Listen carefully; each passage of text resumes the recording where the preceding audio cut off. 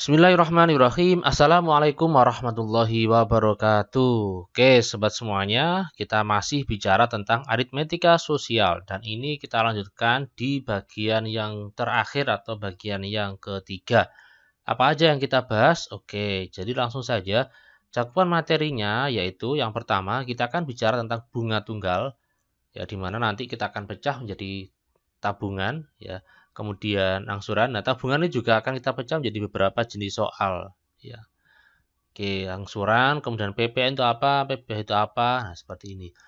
Jadi cakupan materi untuk video bagian ketiga adalah ini, ya. Meskipun cuma dua, ya, tapi ini banyak ya karena soalnya bervariasi.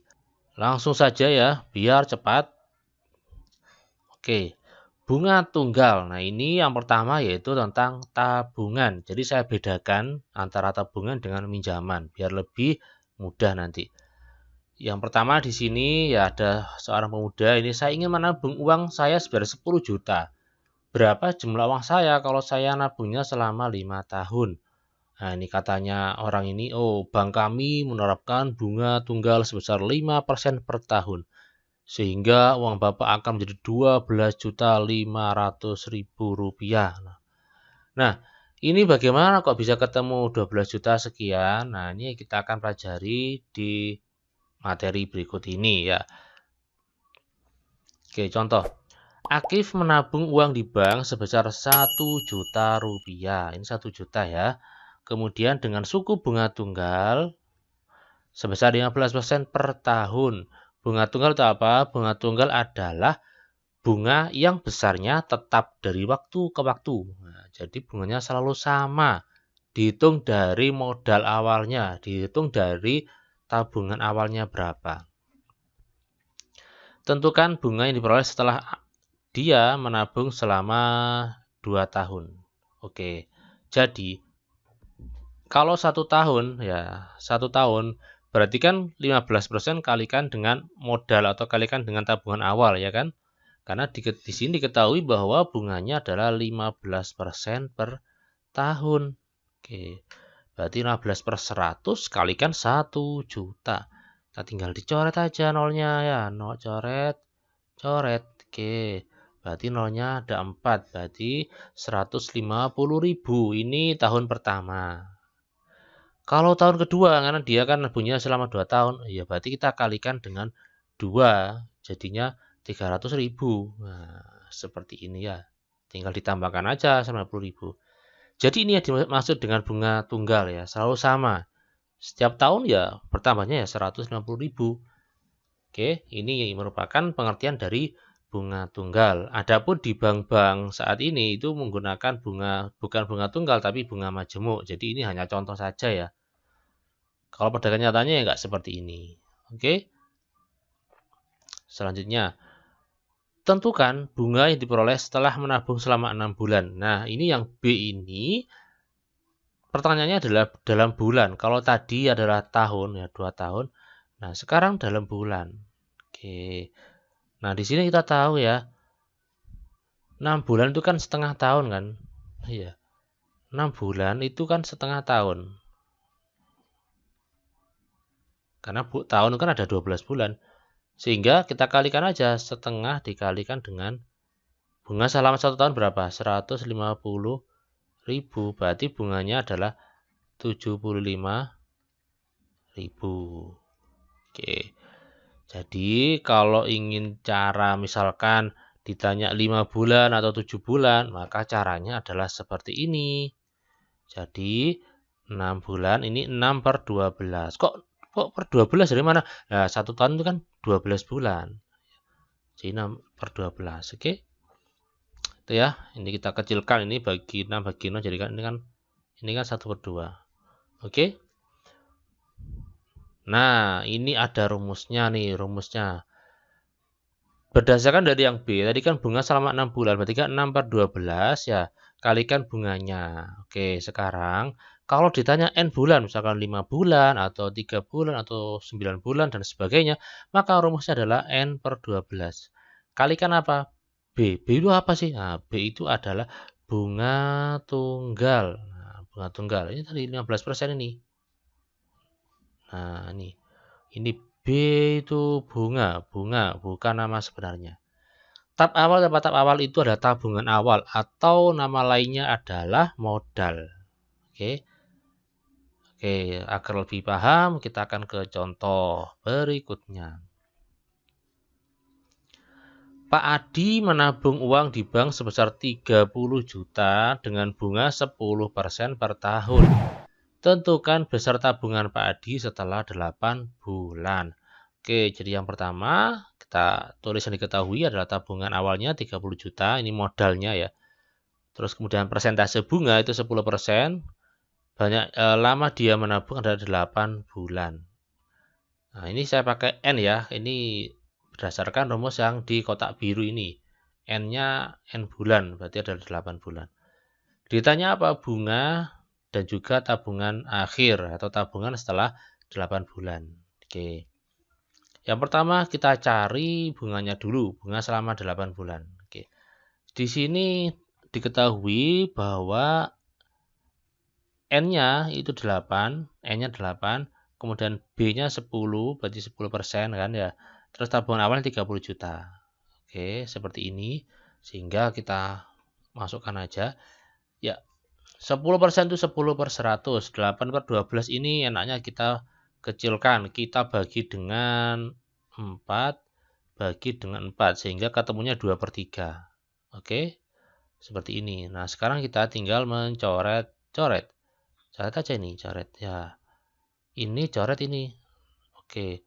Berarti nolnya sudah hilang semua. Sekarang 3 dan 3 ini kan habis. Berarti tinggal apa? 2 juta. Oke. Jadi 2 juta. Sengaja nolnya tidak saya tulis biar enak kalau membacanya. Berarti Pak Adi ini mendapatkan bunga sebesar 2 juta. Sehingga uangnya berapa sekarang? Uangnya tabungan selama 8 bulan menjadi 30 juta ditambah 2 juta berarti 32 juta. Oke, ini ya cara menghitung suku bunga tunggal. Dalam hal ini kita bicara tentang tabungan. Oke, bisa dipahami ya? Oke, baik. Selanjutnya. Nah, contoh berikutnya. Ini kalau ditanya lama menabung atau yang ditanya adalah N-nya. Aji menyimpan uang sebesar 1.500.000 di sebuah bank. Bank tersebut memberikan bunga tunggal 12% per tahun. Agar jumlah tabungannya menjadi 1.620.000, maka Aji harus menabung selama, oke, kita tulis yang diketahui. Persentase bunga atau B-nya adalah 12%. Kemudian untuk mencari bunga, berarti keuntungan ya adalah selisih dari tabungan akhir dengan tabungan mula-mula atau modal. Sehingga kita dapatkan 1.620 dikurangi 1.500. Ketemunya 120.000. Nah, ini adalah bunga selama N bulan. Nah, diketahui lagi tabungan awalnya adalah 1.500.000. Ditanya lama menabung N. Oke. Langsung kita ke rumusnya ya. Jadi bunga selama N bulan sama dengan N per 12 kali B persen kali tabungan awal. Bunga selama N bulan itu tadi didapatkan 120.000. Nah, N-nya nggak tahu. B persennya tahu 12 B-nya. Tabungan awalnya tahu. Oke, kayak gini. Sekarang kita tinggal coret-coret. Oke, coret 12-nya. Nolnya 2 coret. Oke, berarti tinggal apa ini? Setelah kita coret, maka kita dapatkan yang diruaskan ini 15.000 kali N. Nah, ini ruas kirinya 120.000. Nah, ini kita sudah belajar tentang PLSP, maka kita tinggal pindah ruas, ini perkalian menjadi pembagian.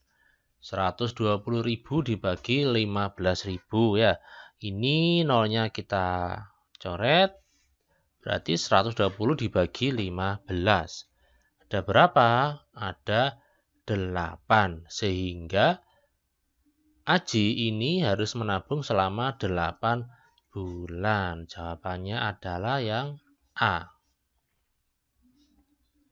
Oke, bisa dilanjut ya. Berikutnya. Nah, ini ditanya persentase bunga. Oke, kalau tadi N, sekarang ditanya adalah persentase bunga.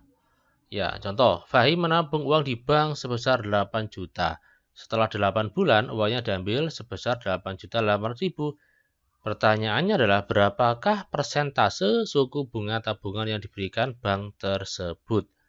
Oke, jadi kita cari keuntungan atau bunganya dulu. Jadi tabungan akhir dikurangi tabungan awal. 8.800.000 dikurangi 8 juta. Ketemunya 800.000. Kemudian tabungan awalnya kan diketahui 8 juta. Kemudian N-nya 8 bulan. Persentase bunganya tidak diketahui. Oke.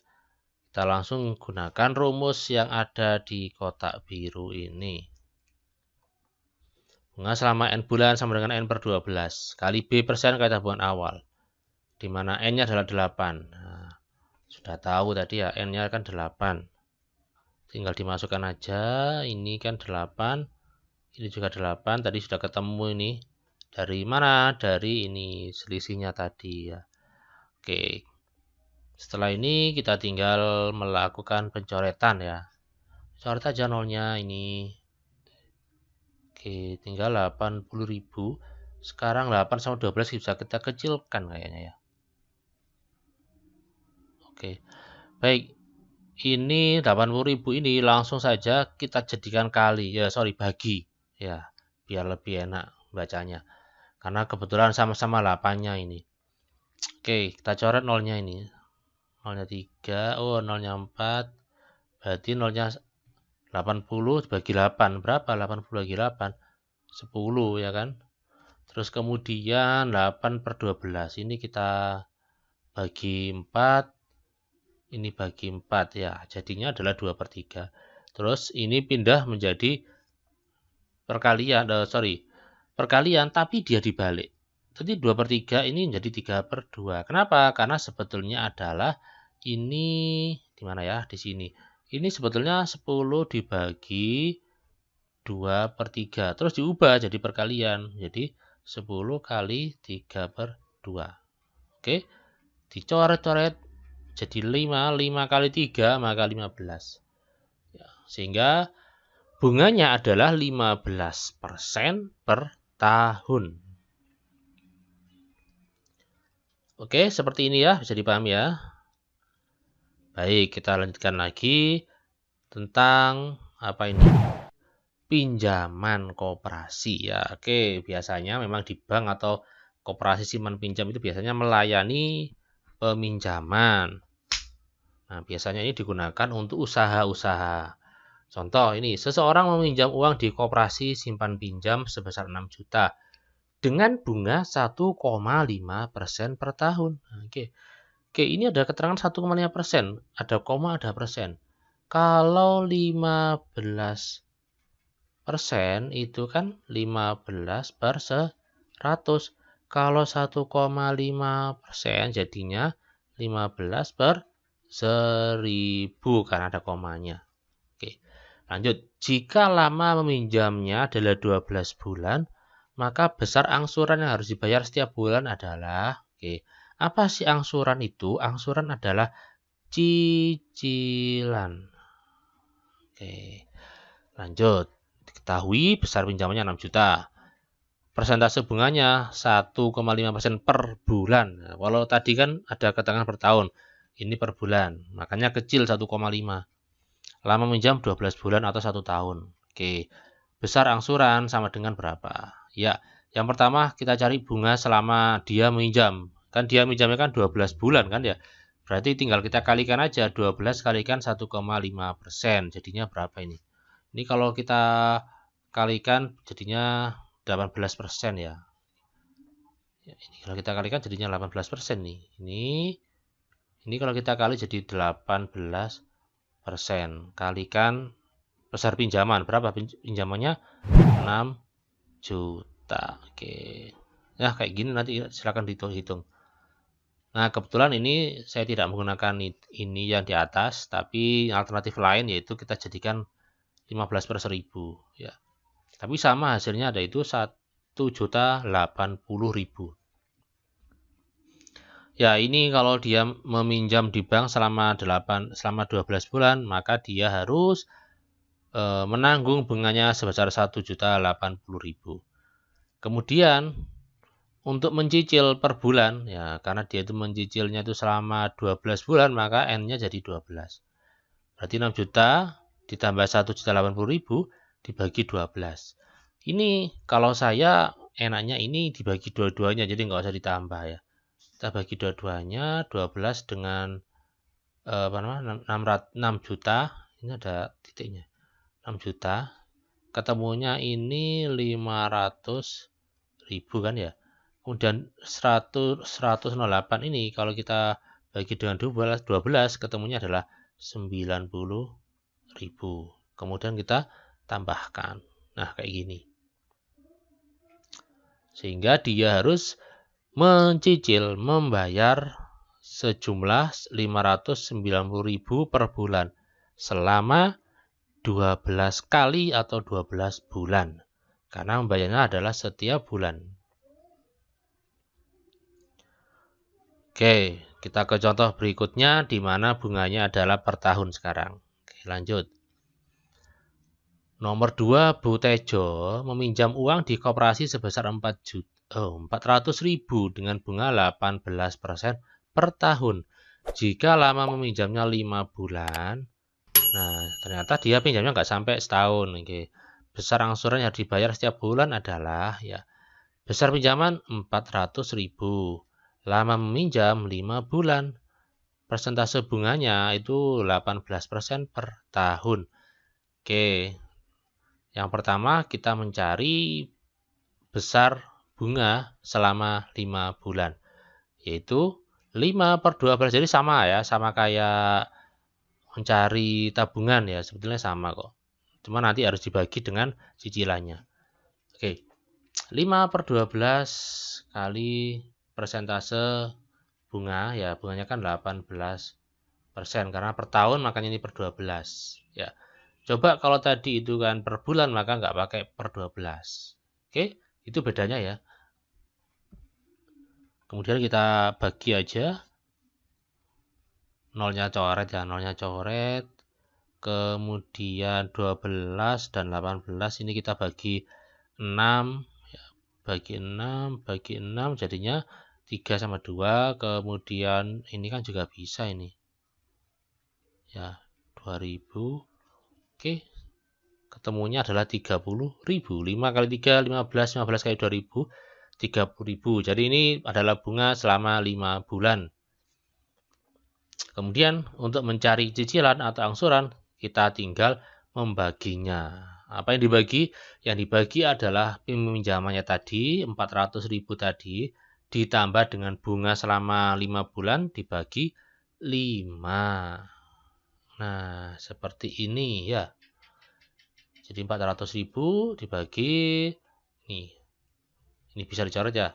30 kan ini bisa jadinya 6.000 kan. Ini 40 dibagi 5 itu kan bisa kan ya. Jadinya berapa? 8 kan. Berarti ini 80.000. Oke, kayak gini. Berarti jawabannya adalah besar angsurannya 86.000 sehingga Bu Tejo harus membayar sejumlah uang 86.000 per bulan selama 5 bulan. Oke, jadi ini ya cara menghitung pinjaman atau cicilan atau kredit kalau bunganya tunggal. Oke, semoga bisa dipahami. Kita lanjut ke tentang pajak. Bagian yang terakhir dari aritmetika sosial pajak. Pajak adalah besaran nilai suatu barang atau jasa yang wajib dibayarkan oleh masyarakat kepada pemerintah. Ya, besaran pajak diatur oleh undang-undang yang sesuai dengan jenis pajak. Jadi pajak itu merupakan apa ya? Dari kita untuk membayar ke pemerintah, kemudian dari pemerintah nanti digunakan untuk keperluan rakyat ya. Entah itu membangun jalan atau membangun apa ya. Itu dari pajak yang dibayarkan oleh rakyat, dari rakyat untuk rakyat. Kemudian di sini yang akan kita bahas, jadi pajak itu kan banyak sekali, tapi untuk kelas 7 ini yang kita bahas ada 2. Yang pertama PPN, yaitu pajak pertambahan nilai. Ini kalau kalian makan di rumah makan ya, itu dikenai pajak 10% ya dari PPN. Pajak yang harus dibayarkan oleh pembeli kepada penjual, entah itu jasa atau barang. Biasanya kalau kalian di rumah makan atau di supermarket, ada keterangan di struknya itu ya, pajak PPN 10%. Biasanya emang 10% kalau PPN. Contoh, Ari yang beli sepeda motor dengan harga 25 juta dan dikenakan PPN sebesar 10%. Maka yang harus dibayarkan itu berapa? Ya kita tinggal hitung aja. PPN-nya 10% kalikan 25 juta. Ya, coret-coret nolnya ketemunya 2.500.000. Oke, kalau masih bingung cara menghitungnya, ini caranya adalah 10/100 kalikan 25 juta, nolnya coret 2. Ya, berarti nol tinggal berapa? 1, 2, 3, 4, 5, nolnya 5. Jadinya 2.500.000. Berarti hari ini harus membayar ditambah ya 25 juta ditambah PPN plus PPN. Nah, berarti jadinya apa? 27.500. Ya, 27.500.000 itu. Jadi motornya itu awalnya seharga 25 juta, karena dikenai PPN maka jadinya 27.500.000. Oke. Yang kedua, sekarang kita bicara tentang PPh atau pajak penghasilan ya. PPh itu biasanya diperuntukkan bagi karyawan atau pekerja dengan dimana gaji kita dipotong kemudian diserahkan ke negara untuk kepentingan rakyat. Seperti ini ya. Pemotongan gaji dari pekerja yang diberikan kepada pemerintah. Contoh, seorang karyawan mendapatkan gaji 6 juta dengan penghasilan tidak kena pajaknya 1 juta. Jika PPh-nya 15%, maka besar gaji yang diterima adalah jadi karyawan di sini, karyawan itu pegawai ya. Gajinya itu 6 juta, di mana yang ini 1 juta tidak kena pajak, terus yang 5 juta ini kena pajak. Nah, berarti pajaknya itu dihitung dari 5 juta. Sementara yang 1 juta tidak kita kalikan. Oke, kita hitung ya. Berarti PPh sama dengan 15% karena persentasenya 15 kalikan 5 juta. Coret-coret tolnya jadinya 750.000. Ini PPh-nya. Sehingga gaji yang diperoleh adalah 6 juta, ya awalnya kan 6 juta dikurangi PPh. Kok dikurangi, Pak? Iya kan potongan. Kalau tadi ditambah karena kita yang membayar ke pemerintah. Sekarang gaji yang kita terima dipotong oleh PPh untuk negara. Makanya 6 juta dikurangi PPh. Nah, berarti dikurangi 750.000. Jadinya 5.250.000. Yaitu jawabannya mana ini? B ya. Oke, seperti itu ya. Semoga bisa dipahami ya. Jadi aritmetika sosial sudah semuanya ya. Oke, saya kira itu. Terima kasih atas perhatian kalian. Semoga ilmunya bermanfaat dan barokah. Mohon maaf atas segala kekurangan. Saya akhiri, wassalamualaikum warahmatullahi wabarakatuh.